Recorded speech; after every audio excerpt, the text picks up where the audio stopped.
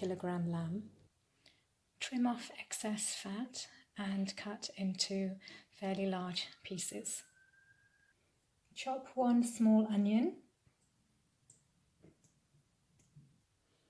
Put the onions into a pan with 1 teaspoon of turmeric and 3/4 teaspoon of salt. Add the clean and washed lamb pieces. Cook on a high flame until the water starts to boil. The water has started to boil, so I'm just going to turn it down to a medium so that it just simmers, and I'm going to put the lid on. Whilst the lamb is cooking, you can soak 1.5 cups of basmati rice in cold water for 20 minutes. 1/2 cup of sunflower seeds or soaked peeled almonds. If you have a nut allergy, then sunflower seeds are better than almonds. Then 6 cloves of garlic, a 1-inch piece of ginger, 1/4 of a lemon, and 1 tablespoon of black pepper.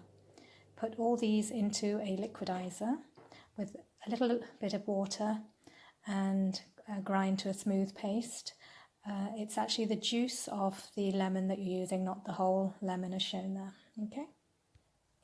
In place of the lemon, you could add 6 tablespoons of plain yoghurt.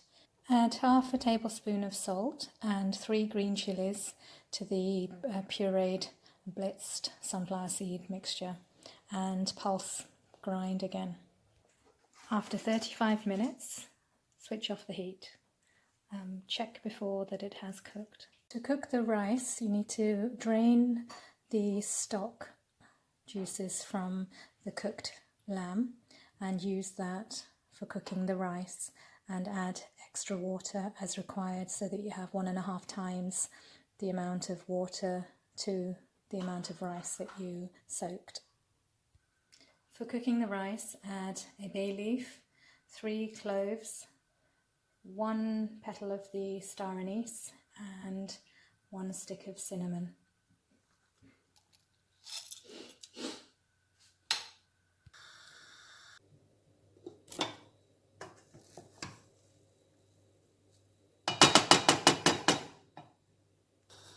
Chop 1 medium onion into thin slices.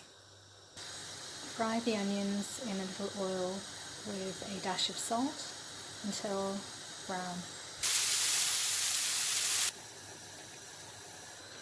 Remove the onions from the frying pan and set aside for use later. Melt a tablespoon of ghee or margarine or butter. Add the sunflower seed paste. When it starts bubbling, add the cooked lamb. Cook until fairly dry. I'll just keep stirring it.